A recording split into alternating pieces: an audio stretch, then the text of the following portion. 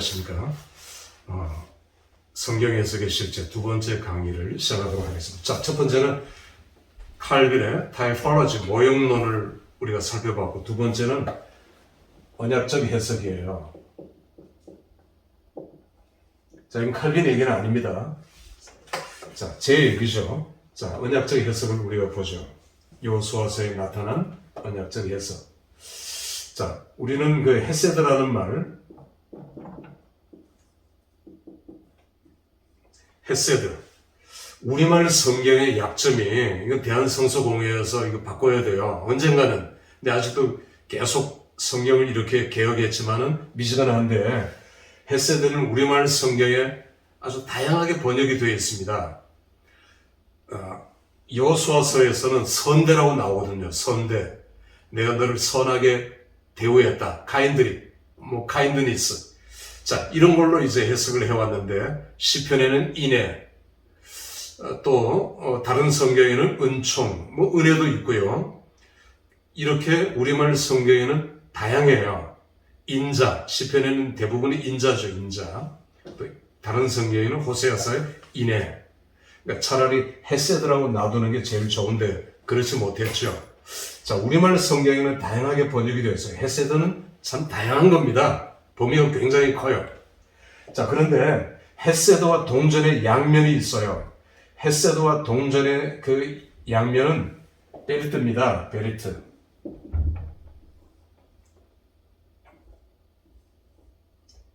자, 베리트. 언약이죠, 언약. 우리말 성경에는 여호수아서의 맹세, 서약 이렇게 나오는데, 또 언약, 다른 성경에 언약. 근데 언약이라고 다 바꿔야 돼요. 다 언약이에요. 언약. 그 영어 성경에는 이제 카버넌트로 다 통일해요. 다 카버넌트예요. 그러니까 영어 성경이 잘 번역된 건 그거죠. 단어를 하나로 똑같이 썼어요. 카버넌트입니다. 카버넌트. 자, 헤세드는 하나님께서 언약 백성에게, 베리트, 언약을 맺은 백성에게 주시는 하나님의 인애, 선대, 이제 은총, 자비, 이런 거고, 우리도 다른 사람들에게, 안 믿는 사람, 또 다른 사람들에게 헤세드를 베푸는 삶을 살아야 되죠. 그러면 하나님께서 내게 더 큰 헤세드를 주시고, 이게 헤세드의 순환 원리 얘기를 제가 과거에 했었죠. 이 베리트, 헤세드와 베리트는 동전의 양면과 같습니다. 또 하나, 이 헤세드와 미스파트라는 말이 있어요.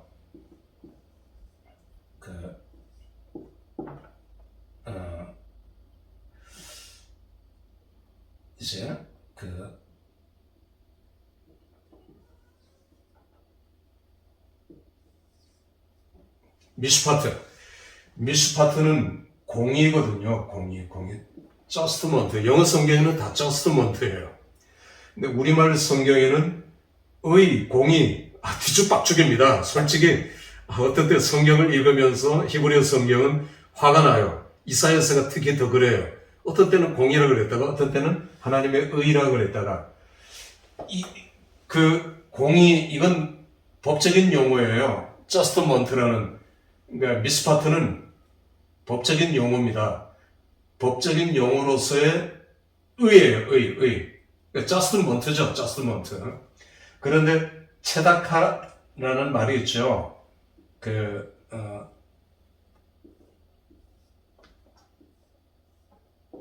자, 체다카라는 말은 이것도 의예요. 근데 저희는 공의라고 썼죠, 공의. 그러니까 체다카가 범위가 이만큼 넓다면 공의는 요 안에 들어가요. 벤다이어그램으로 그리면, 그러니까 이건 법적인 용어예요. 하나님께서 언약을 맺을 때 미스파트, 공의라는 말을 써요. 미스파트. 근데 이 의는 범위가 더 커요. 내가 다른 사람들에게 베푸는 정말 카인드니스, 친절도 의고요. 내가 다른 사람에게 베푸는 그런 것들이 다 의라면, 공의는 좁은 면에서의 미스파트, 하나님의 공의로서의 헤세드와 동전의 양면이에요. 하나님께서는 우리를 헤세드하지만, 사랑하시지만 동시에 미스파트, 공의로 때로는 우리를 치셔요. 잘못된 길로 가면 우리를 친단 말입니다. 이게 하나님의 공의거든요. 내가 죄를 범했으면 하나님의 사람들 반드시 그 죄값을 치러야 돼. 왜? 하나님은 공의의 하나님이니까 그냥 넘어가는 법이 없어요. 그냥 넘어간다고요? 그건 하나님께서 내버려 두시는 겁니다. 그건 심판이에요. 그때부터 심판이 시작되는 겁니다. 내가 죄를 지어도 아무렇지도 않네. 나 목사인데, 내가 이제 하나님을 속이고 이렇게 해도, 그러니까 아무렇지 않은 양심의 화인을 맞게 되는 겁니다. 그러나, 하나님의 미스파트는 살아있어요. 하나님을 두려워해야 되죠. 하나님을 두려워하는 사람이 택한 백성이고, 하나님 두려워하지 않다면, 당신은 아직 택한 백성이 아닙니다. 목사라도. 하나님을 두려워하는 행위를 해야 돼요. 이게 미스파트예요. 그래서 동전의 양면과 같아요. 어떤 걸 버릴 수가 없고 어떤 게 중요하다 이렇게 얘기할 수 없어요. 똑같이 중요해요. 그러나 미스파트가 중요하냐 헤세드가 중요하냐 하면 엄밀히 따지면 헤세드가 더 중요하죠. 자, 헤세드와 베리트와의 관계, 헤세드와 미스파트의 관계.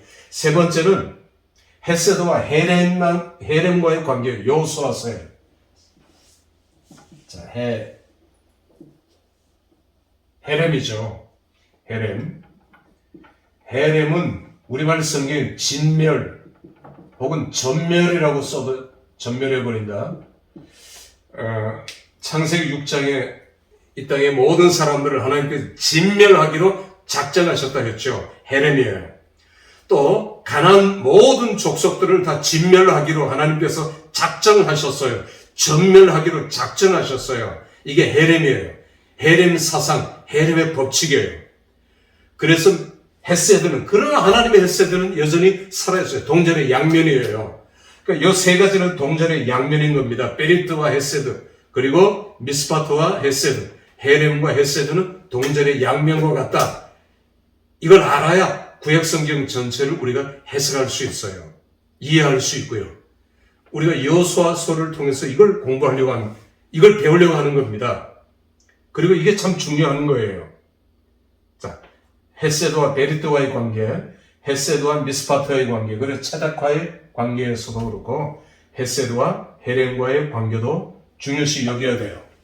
자, 이제 이 언약적 관계를 여호수아를 중심으로 제가 풀어나갈 텐데 조금 더 나갑시다. 언약적 해석이에요.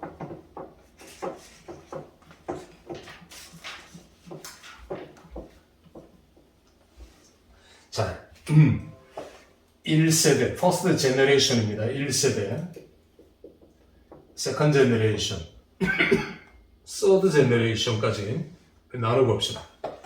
1세대는 홍해를 건너서 출애굽한 그 백성들이 1세대예요. 그러니까 1세대의 무대는 광야예요, 광야. 자, 그럼 2세대의 무대는 어딜까요? 모압이에요, 모압 평지, 모압. 3세대의 중심은 세겜이에요.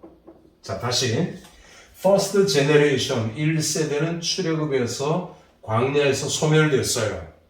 Second Generation은 광야에서 태어났어요. 모압에서 그들은 모압 언약을 체결합니다. 모압 언약. 이스라엘을 들어가기 직전 내려보고 있죠. 밑에 여리고부터 저 세간까지가 한눈에 쫙 들어와요. 모압 언약입니다. 1세대의 지도자는 당연히 모세고요. 2세대의 지도자는 여호수아와 갈렙이고 3세대 지도자는 이제 물론 여호수아 갈렙이 여기 포함되지만 비느하스가 대제사장입니다. 그러니까 여기는 비느하스의 아버지가 있고요. 1세대는 모세와 아론이 첫 번째 대제사장 엘르아셀, 비느하스 이렇게 되죠. 자, 광야, 모압, 세겜 중심 지역. 그 다음에 지도자. 여기는 시내산 언약, 모압 언약, 세겜 언약이에요. 자, 여호수아를 통해서 우리 그걸 볼 수 있습니다. First Generation은 제가 지난번 다른 과목에서 설명을 드렸듯이 왜 소멸됐느냐? 나이가 많아서 노라 했죠. 노. 범죄였어요. 다시 말하면 우상숭배에서, 더 정확하게 얘기하면 언약을 파기했습니다. 언약을 파기해서. 언약을 파기한 죄로 인해서 그 언약 파기죄가 우상숭배도 들어가고 불순종도 들어가죠. 그러니까 제일 중요한 것은 언약 파기예요. 그것 때문에 완전히 소멸됐어요. 그러나 비느하스도 이때 청년이었죠. 이게 모압 여인들과 음행을 할 때에 비느하스가 하나님의 의분을 가지고 창으로 음행하는 지도자들을 찔러 죽였어요. 하나님의 심판이라고. 그래서 비느하스가 여기서 치고 올라옵니다. 리더가 되는 거죠. 모압 언약은 이제 모압 땅에서 아까도 얘기했지 내려다보면서 신명기죠. 모압 언약은 신명기. 이건 1세대, 퍼스트 제네레이션은 출애굽기. 자, 3세대는 여호수아서 이렇게 되는 거예요. 여호수아서. 지도자를 하나를 더 넣으면 여기는 살몬, 라합, 물론 여호수아 갈렙도 들어갑니다만 거의 나이가 많아지죠. 여기도 여호수아 갈렙은 걸쳐져 있지만 두 사람만 세컨 제너레이션 2세대로 넘어가잖아요. 출애굽기, 신명기, 여호수아서. 이렇게 해서 퍼스트 제너레이션, 세컨드 제너레이션, 서드 제너레이션을 통해서 여호수아서의 언약, 뭐 이건 출애굽기도 포함되고 신명기도 포함되고 다 포함되죠. 자, 이렇게 시내산 언약, 모압 언약, 세겜은 1차, 2차 언약으로 나뉘어지죠. 자, 세 분에서 들어갑니다. 조금 더. 모압 언약은 신명기를 모압 언약이라고 얘기합니다. 자, 신명기 27장이 세겜 언약을 얘기해요.